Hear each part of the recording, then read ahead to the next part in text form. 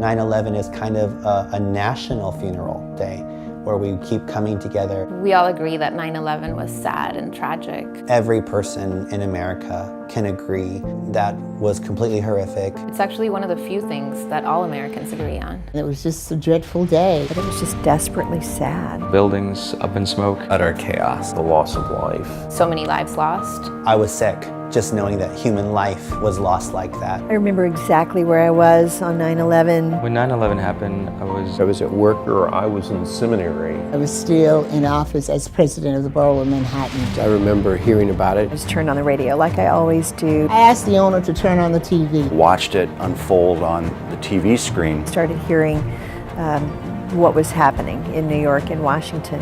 And just at that moment, the second plane was going into the building. I was just seeing two buildings up in smoke. Firefighters and stuff near the base. One of my fraternity brothers, younger brother, was killed in the attack. The building I live in was damaged and 5 people died in 9/11. If you didn't know someone, then you knew of someone that died. These were real people that just died. There was no making sense of it. It was just desperately sad. When I think of 9/11 today, You see the impact that 9/11 had upon our country and continues to have upon us. I think to say we'll never forget is probably to reduce something overwhelming to a little slogan.